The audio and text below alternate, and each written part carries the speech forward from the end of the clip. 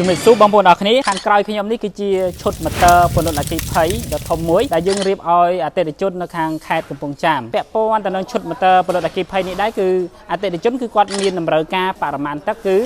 126ម៉ែត្រគីបនៅក្នុង1ម៉ោងហើយកម្ពស់75ម៉ែត្របងប្អូនពន្លត់អគ្គិភ័យនេះគឺយើងរៀបឲ្យអតិថិជនជាមួយនឹងម៉ាស៊ីនម៉ាស៊ូតបាទដែលយើងភ្ជាប់ជាមួយនឹងក្បាលបូម LP Macleo ព្រមទាំងម៉ូទ័រ HST មួយហើយនិងម៉ូទ័រ Jockey Pump ប្រភេទ LVR មួយអញ្ចឹងខ្ញុំសូមនិយាយពាក់ព័ន្ធទៅនឹងម៉ាស៊ីនបាទគឺជាប្រភេទម៉ាស៊ីនដែលប្រើប្រាស់ម៉ាស៊ូតកម្លាំងរបស់វាគឺ170សេសបងប្អូនហើយយើងប្រើប្រាស់ជាមួយនឹងក្បាលបូម LEP ដែលក្បាលបូមនេះគឺវាស្ពេចរបស់វាគឺវាអាចបូមទឹកបាន144ម៉ែត្រគីបនៅក្នុង1ម៉ោងហើយអាចរុញកម្ពស់បាន75ម៉ែត្រតែម្ដងនិយាយទៅវាហ្វិចជាមួយនឹងតម្រូវការរបស់អតិថិជនតើ EST កម្លាំងរបស់វាគឺ45គីឡូវ៉ាត់វាស្មើនឹង61សេសពេចរបស់វាគឺ126ម៉ែត្រគីបនៅក្នុង1ម៉ោងបាននៅកម្ពស់75ម៉ែត្រហើយមួយវិញទៀតពាក់ព័ន្ធនឹង Jockey Pump បងប្អូន Jockey Pump គឺយើងប្រើជាមួយម៉ូទ័រ LVR កម្លាំង7សេសកន្លះបរិមាណទឹករបស់វាគឺ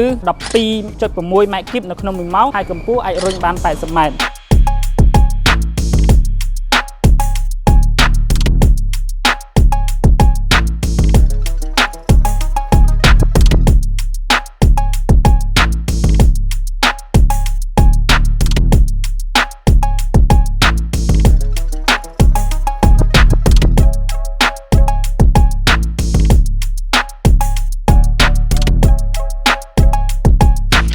អញ្ចឹងបើសិនជាបងប្អូនមានតម្រូវការចង់ឲ្យក្រុមការងារសិក្សាពាក់ព័ន្ធនឹងតម្រូវការឈុតម៉ូទ័រពន្លត់អគ្គិភ័យទៅតាមឃ្លាំងទៅតាមស្តុករបស់បងប្អូនអាចតាក់ទងមកកាន់ក្រុមការងារ Leo Pump ឥឡូវនេះបានបាទសូមអរគុណ